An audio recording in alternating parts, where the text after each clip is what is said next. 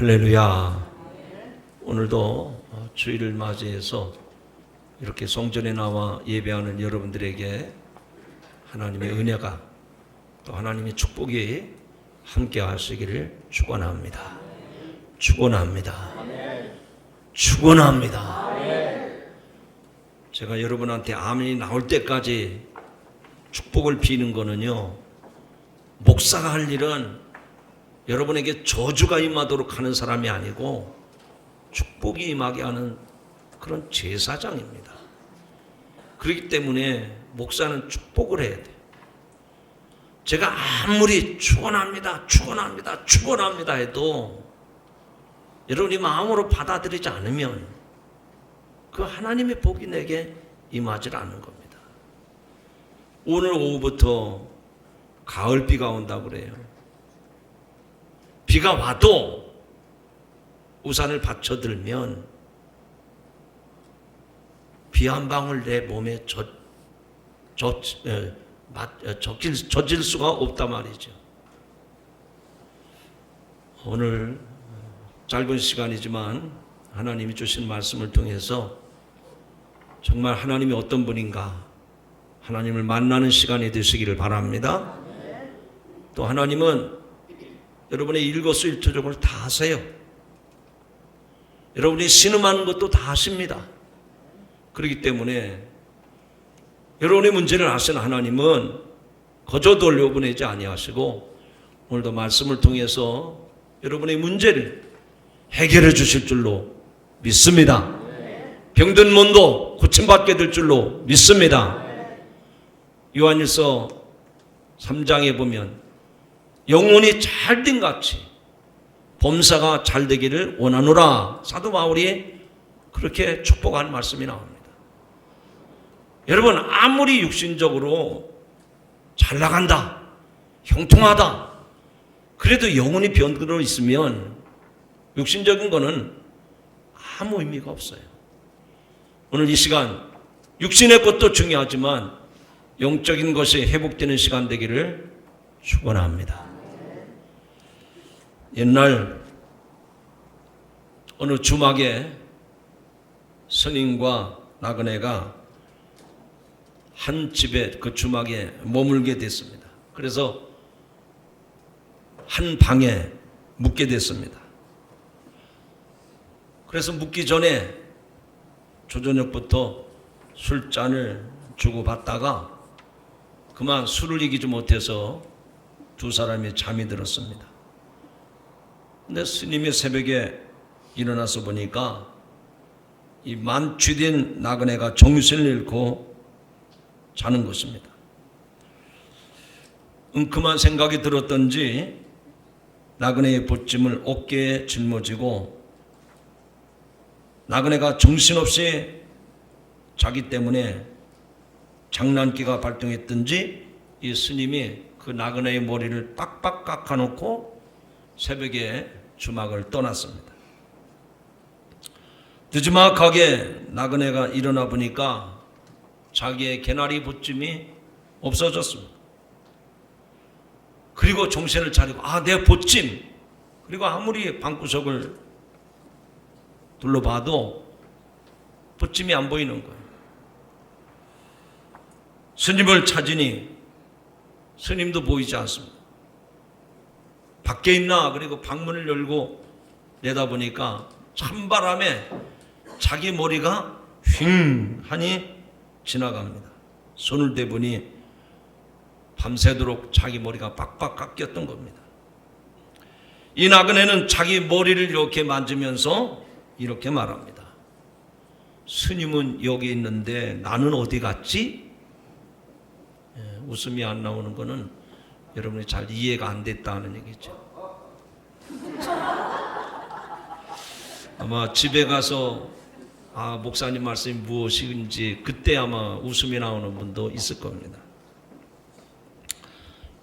나를 잃어버리고 살아가는 어리석은 사람을 빗대어서 하는 말입니다. 여러분은 혹시 소중한 물건을 잃어버린 후에 그것을 찾기 위해서 애타신 적이 있습니까? 내가 소중한 것을 소중하게 여기는 것일수록 그것을 잃어버렸을 때 마음이 더욱 아프고 그것을 찾기 위해서 무척 애를 씁니다.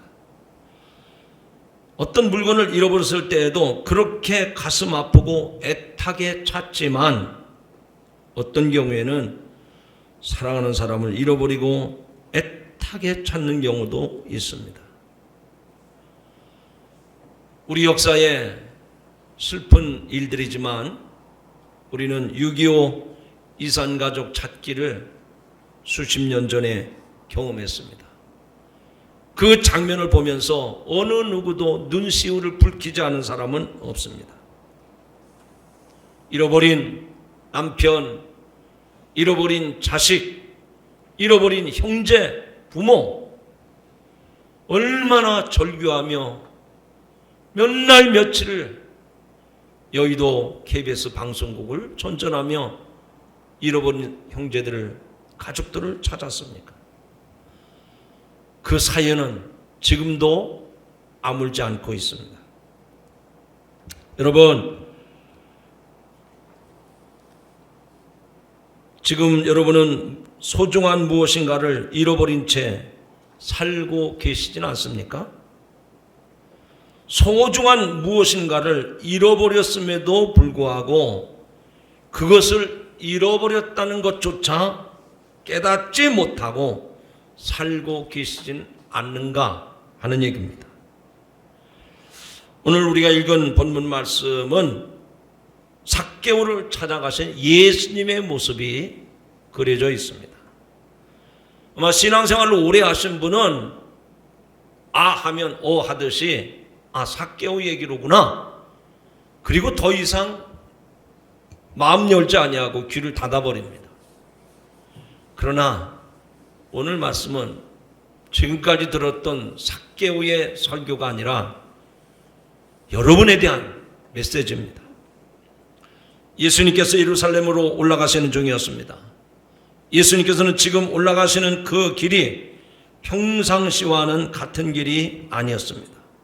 그 예루살렘에 가까이 왔을 때 예수님께서는 여리고 성으로 들어가셨습니다. 예루살렘으로 가시는 길목에 우연히 들리신 것이 아닙니다. 오늘 본문 1절에 보면 예수께서 여리고로 들어가 지나가시더라 라고 말씀하고 있습니다. 들어가 지나가시더라 라는 말씀의 내용은 의도를 가지고 꼭 가셔야 했다는 뜻입니다. 왜 예수님께서 의도를 가지고 그 여리고성에 들어가고 싶어 하셨을까요? 여리고에 가셔서 꼭 하셔야 될 중요한 일이 있었기 때문에 예루살렘으로 곧바로 가지 아니하시고 가는 길에 옆에 있는 여리고로 먼저 가셨다는 얘기입니다. 오늘 누가복음 19장의 기록에 의하면 예수님께서는 여리고에 들어가셔서 그 지역의 세리였던 삭개오를 만났습니다. 예수님이 일부러 여리고에 들어가신 이유는 다른 것이 아니고 삭개오를 만나고 싶으셨기 때문입니다. 그리고 그렇게 삭개오를 만나고 싶어 하셨던 이유가 오늘 말씀의 마지막 절인 10절에 분명하게 나타나 있습니다. 여러분, 삭개오가 예수님이 삭개오를 만났다는 얘기는 알지만 그가 옛날 버전 성경으로 보면 뽕나무에 올라갔는데 예수님이 내려와라, 그래서 그 집에 들어갔다, 이런 정도는 알지만 왜 예수님이 이 여리고에 들어가셔서 삭개오를 만나 주셨을까? 그 목적이 분명합니다. 우리는 그 목적을 간과할 때가 많단 말이죠. 오늘 말씀을 듣는 가운데 그 목적이 내게도 있어지기를 바랍니다.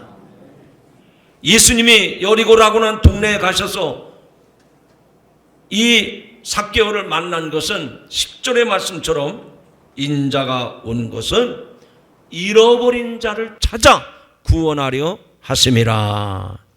한번 따라 하시죠. 잃어버린 자를 찾아 구원하리 하심이라. 좀 마음에 남도록 옆 사람 쳐다보고 아니면 손을 잡고 한번 하시죠. 예수님이 오신 것은 잃어버린 자를 찾아서 구원하려 하심입니다. 여러분, 이제 예수님이 예루살렘 성에 가시면, 예루살렘으로 들어가시면 우리가 복음서의 말씀을 통해서 알 수 있는 것처럼 많은 사람들에게 정죄를 당하고 끝내 그 유대인들에 의해서 십자가에 달려 죽습니다.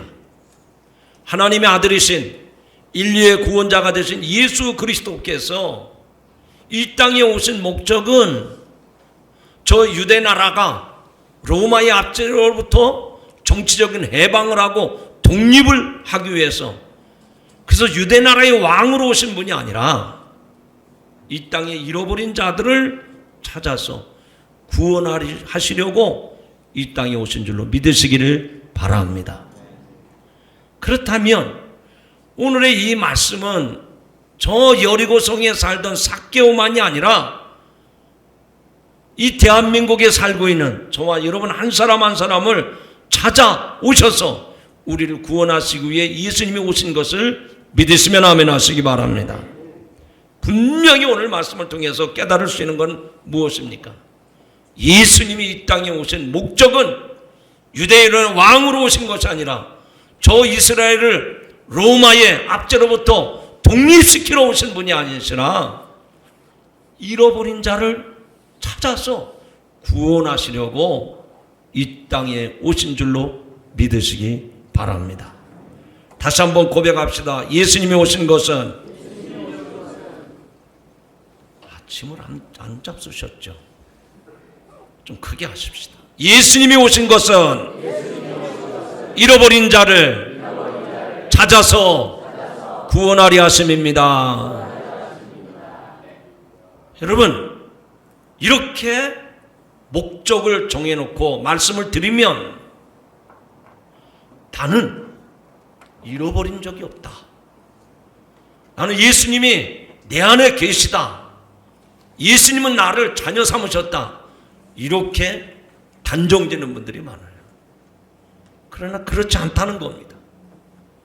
어떤 면에서 보면 이미 여러분들이 잃어버린 사람들이에요.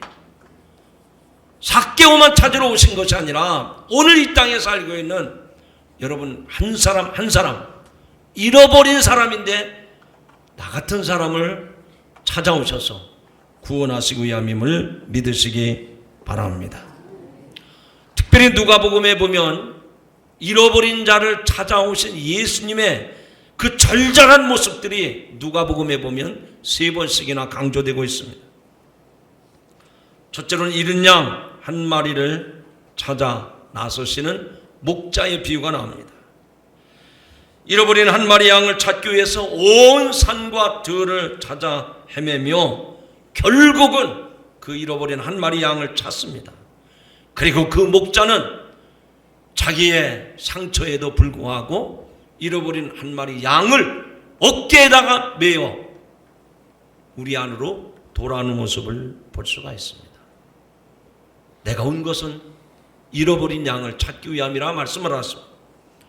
두 번째로는 어떤 여자가 10 드라크마를 가지고 있었는데 그 10 드라크마 중에 하나를 잃어버렸습니다.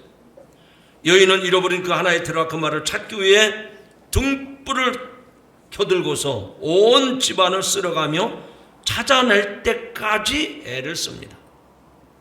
그리고 그 잃어버린 그 드라크마를 찾았을 때 이 여인은 친구들과 이웃 사람들을 불러놓고 잔치를 벌였어요.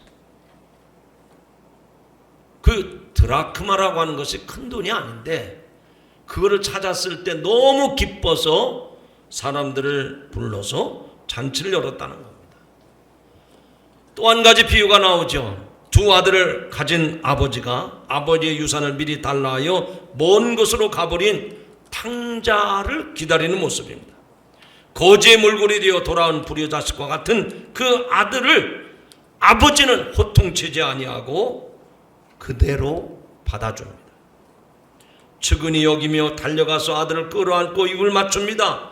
그리고 깨끗하게 목욕을 시킨 다음에 새 옷을 입히고 가락지를 끼우고 새 신을 신긴 후에 살찐 송아지를 잡아다가 큰 잔치를 벌입니다.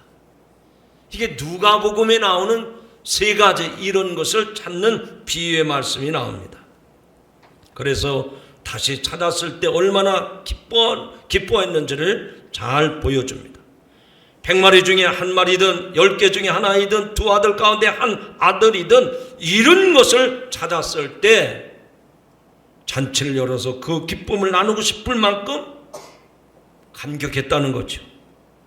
그 기쁨은 이 세상의 것으로 이해할 수 없는 기쁨입니다. 양 한 마리를 찾았다고 해서 친구들과 이웃 사람들을 불러 모아 잔치를 열었다면 어쩌면 양 한 마리를 팔아서 얻을 수 있는 돈보다도 훨씬 더 많은 돈이 들어갔을 것입니다. 드라크마는 데나리온과 같은 노동자의 하루 품삯에 해당되는 그런 큰 돈이 아닙니다. 오늘날 가치로 환산한다면 한 10만 원 정도 내외가 될 것입니다. 그런데 이 여인은 그것을 찾았다고 친구들과 이웃들을 불러서 잔치를 베풀었다는 거예요. 어쩌면 잔치 비용이 더 많이 들었을지도 모릅니다. 돌아온 탕자는 어떻습니까? 그놈은 아버지로부터 물려받은 재산을 다 탕진해버린 아들입니다. 당장이라도 고통을 줘서 내쫓아버리고 싶은 마음이 있었을 겁니다. 그러나 그 아버지는 그렇게 하지 않았습니다. 왜 그랬을까요? 내 아들이기 때문에. 70양 한 마리에 드라크마 동전 하나, 부려막심한 아들, 이 모두 세상의 가치로 생각한다면 잃어버린 그것을 찾았다고 그렇게 기뻐하거나 잔치를 열 정도는 아니었습니다. 그러나 주인에게는 그렇지 않았습니다. 남들에게는 몰라도 목자에게는 양 한 마리, 자신의 생명과도 같았단 말입니다. 남들에게는 몰라도 그에게는 잃어버린 그 드라크마 하나는 자신의 모든 것을 주고서라도 반드시 찾아야 할 소중한 가치였습니다. 남들은 부려막심한 놈이라고 손가락질 하더라도 아버지에게는 자신의 생명보다 더 소중한 아들입니다. 이렇게 잃어버린 것을 찾으려는 아버지의 마음, 잃어버린 자를 찾으려는 이 땅에 오신 예수님의 마음을 이 비유의 말씀 속에서 우리에게 잘 보여주고 있습니다. 그리고 그렇게 잃어버린 자를 찾으신 예수님께서 진짜로 잃어버린 한 사람을 찾아내신 장면이 오늘 우리에게 주신 본문의 말씀입니다. 예수님께서 잃어버린 한 생명을 얼마나 소중하게 여기시는지를 직접 당신의 삶 가운데서 보여주신 말씀입니다. 오늘 본문 2절에 보면 삭개오를 소개하면서 삭개오는 세리장이었고 부자였다라고 말씀을 합니다. 세리장이라는 말은 요즘 말로 말하면 지역 세무서장 정도입니다. 상당한 고위직이죠. 세무서장의 직책을 감당하려면 세금에 대한 문제뿐만 아니라 지역 경제에 대해서도 해박한 지식을 가지고 있어야 할 뿐만 아니라 그 백성들로 하여금 세금을 징수하려면 명석한 머리도 있어야 됩니다. 그리고 그 자리에 오르기까지 높은 사람들과 인맥도 쌓아야 할 것입니다. 그리고 그는 부자였다고 했습니다. 그런데 예수님께서 삭개오를 찾아가셨다는 것은 삭개오의 그런 것들 때문만은 아니었습니다. 높은 직책을 가진 사람, 명석한 두뇌를 가진 그런 사람, 인맥도 좋고 돈도 많이 소유한 그런 사람이기 때문에 예수님의 삭개오를 찾아간 것이 아니라는 얘기입니다. 외적인 조건에서 삭개오는 다른 사람들에게 부러움을 받을 만큼 모든 스펙을 다 갖춘 사람이었습니다. 한마디로 말하면 성공하고 출세한 사람이었습니다. 그런데 남들이 볼 때는 성공하고 출세한 그 삭개오의 마음속에는 남들이 생각한 대로 그렇게 행복한 인생을 살지 못했습니다. 그는 세무서장이라는 높은 지위를 가지고 있었지만 아브라함의 자손이라는 자부심을 잃어버렸습니다. 그는 세상에서 부자였지만 그 마음은 누구보다도 궁핍한 사람이었습니다. 윗사람과 좋은 인맥을 갖추었을지는 몰라도 주변 사람으로부터는 누구도 거들떠 보지 않는 왕따를 당하는 불쌍한 사람이었어요. 그가 거리로 나가 예수님을 만나자고 했을 때 당시 여리고세는 최고의 권력은 가진 사람이었지만 아무도 그를 알아보고 인사를 하는 사람이 없었습니다. 심지어 키가 작은 그가 예수님을 보고 싶어 했지만 어느 누구도 키 작은 이 세무서장을 배려해서 자리를 비켜주고 예수님을 만날 수 있도록 배려해주는 사람이 한 사람도 없었다는 사실을 주목하시기 바랍니다.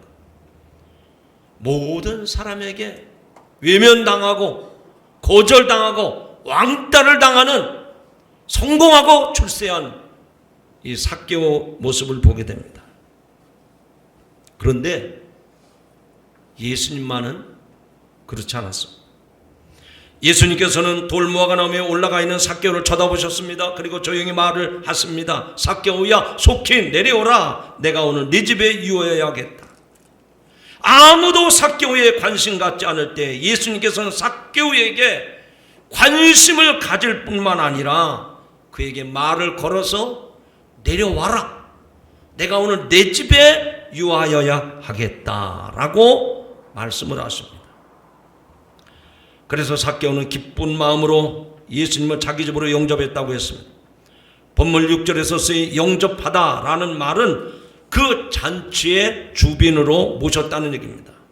삭개오는 예수님을 위해서 자신의 집에서 잔치를 준비했고 예수님을 그 잔치의 주빈으로 모셨습니다. 왜냐하면 지금까지 자신을 그렇게 소중한 존재로 봐준 사람이 없었기 때문에 그 예수님의 말씀, 그 예수님의 부르심 앞에 이 삭개오는 잔치를 준비하고 예수님을 주빈으로 모시게 된 겁니다. 예수님께서 삭개오를 주목하여 보시면서 말씀하십니다. 오늘 내가 오늘 내 집에 유하여야 하겠다.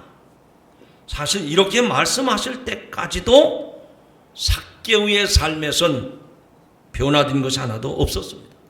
여전히 삭개오는 세리였습니다.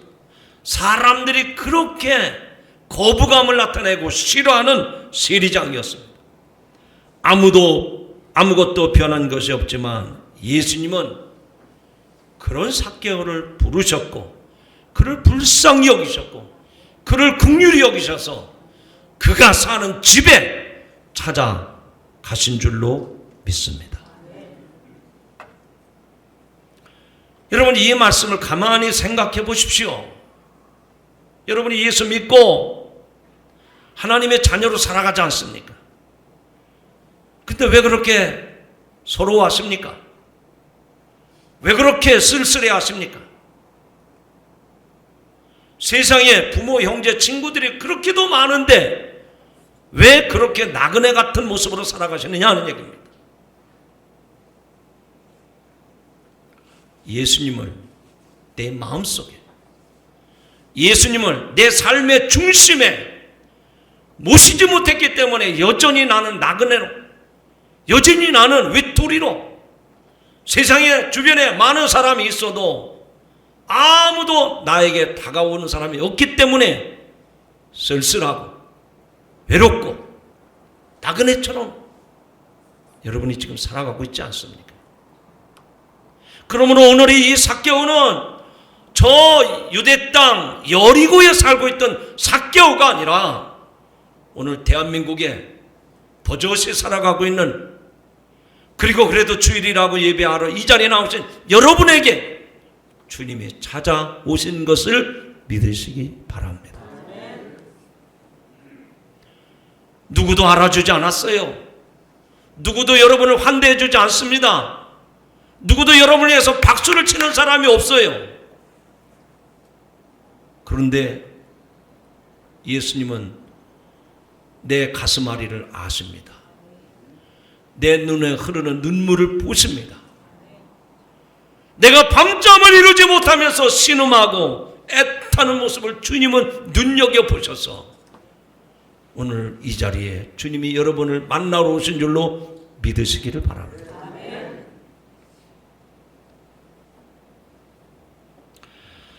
여러분, 우리가 예수 믿고 신앙생활을 하면서 이렇게 새 사람이 되었습니다. 이렇게 변화된 삶을 살아가고 있습니다. 그래서 예수님이 여러분의 모습에 일거수일투족을 보시고 참 기특하다, 대견하다, 훌륭하다, 성공했다, 그래서 찾아오신 것이 아니란 말입니다. 나 행한 것 죄뿐이니 찬송가 가사대로 주님 앞에 머리를 들 수 없는 죄인 같은, 참으로 내가 나 자신을 봐도 허망하기에 짝이 없는 그런 인생입니다. 그런데도 주님은 탕자의 아버지처럼 우리를 문전박대 하지 아니하시고 내가 내 눈물을 보았노라, 내가 네 신음을 들었노라 하시면서 오늘 이 자리에 저와 여러분을 찾아오신 줄로 믿습니다. 사도 바울은 로마서 5장 6절에서 이렇게 말합니다.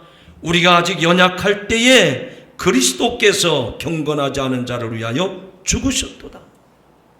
로마서 5장 8절에서도 말씀합니다. 우리가 아직 죄인 되었을 때에 그리스도께서 우리를 위해 죽으심으로 하나님께서 우리에 대한 자기의 사랑을 확증하셨느니라.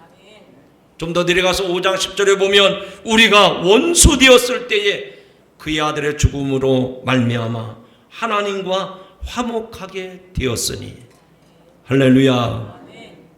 그렇습니다. 우리는 아직 연약합니다. 그래서 하나님을 향하여 한 걸음도 내딛지 못하고 우리들의 고집과 죄악의 길에 서 있을 때 예수님께서는 우리를 위해 죽으심으로 나로 하여금 내 어깨를 밟고 저 천국을 향해 가거라, 그래서 이 십자가에 달려 죽으신 거예요.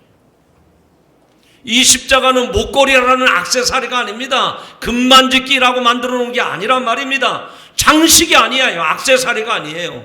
하나님의 아들 되신 예수 그리스도께서 이 십자가에 죽으심으로 너는 내 죽음을 딛고 천국을 향해 가라고 우리에게 다리를 놓아주신 줄로 믿으시면 아멘 하시기 바랍니다. 우리가 여전히 죄인의 자리에 있을 때 하나님께서 하나님의 마음을 아프게 하고 하나님의 뜻과 상관없이 내 마음대로 살아갈 때 하나님께서는 예수님을 십자가에 죽게 하심으로 우리를 향한 당신의 사랑이 얼마나 큰지를 친히 보여주신 줄로 믿습니다.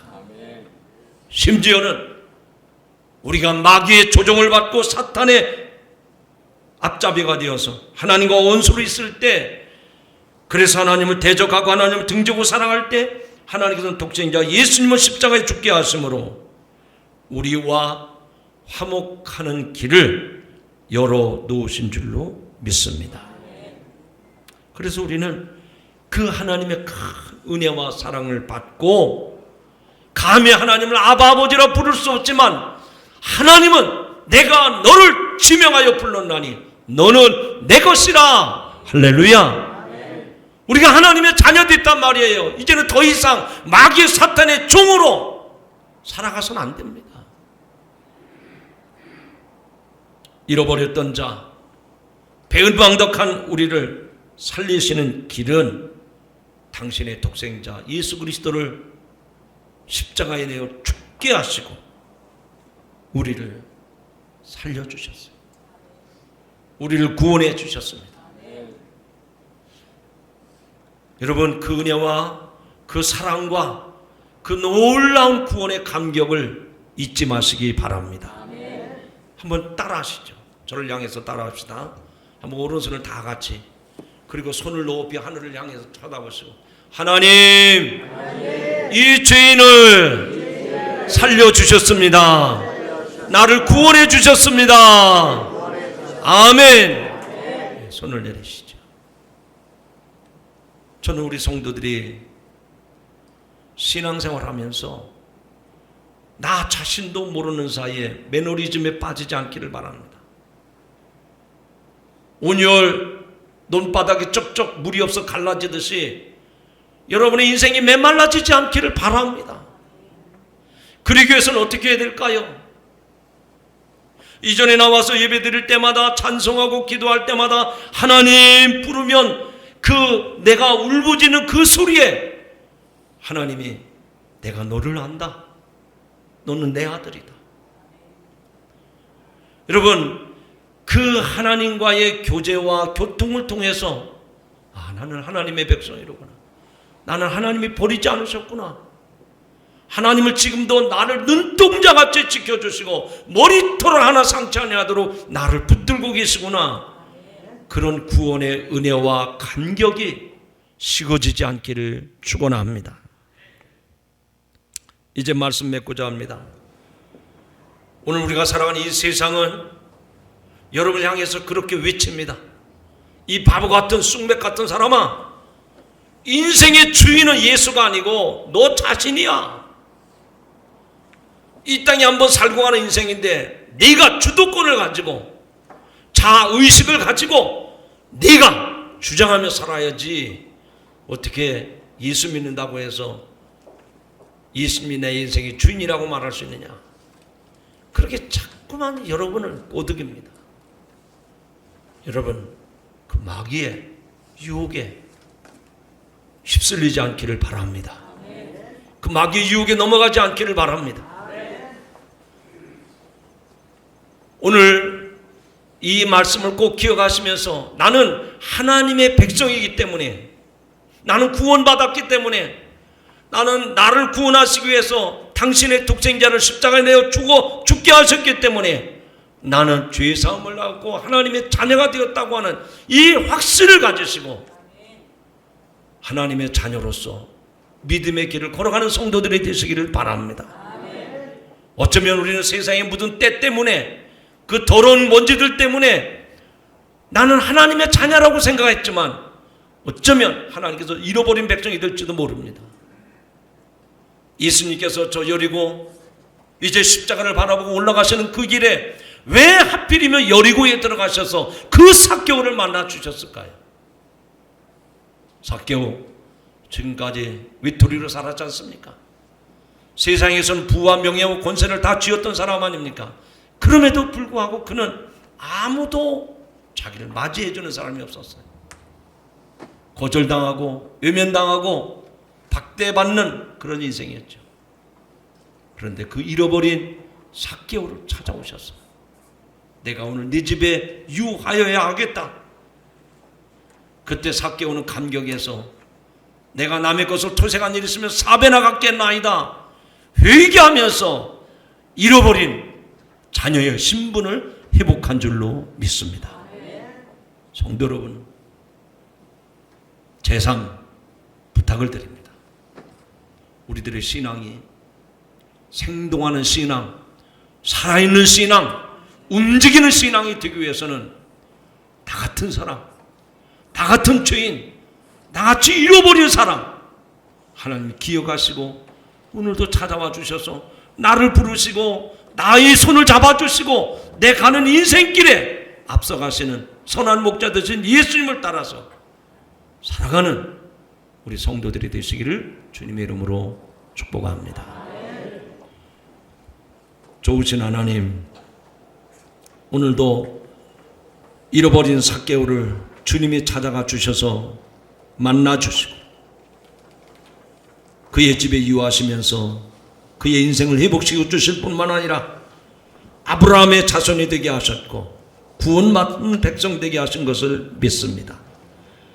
어쩌면 그 당시에 삭개오가 잃어버린 사람이었다면 이 시대에 잃어버린 자는 바로 여기 있는 내가 잃어버린 사람이었습니다. 주님, 하늘 보자 하늘 영광 버리시고 이 땅에 오셔서 잃어버린 나를 만나주시고 찾아주시고 내 심령 가운데 오셔서 아브라함의 자손되게 하신 것을 진심으로 감사드립니다. 하나님, 우리의 신앙생활이 메말라지지 않게 하여 주시옵소서. 나를 불러주시고 찾아주신 예수님 앞에 감사하며 감격하며 믿음의 정도를 걸어가는 성도들이 되게 하여 주옵소서. 예수님의 이름으로 감사하며 기도하옵나이다.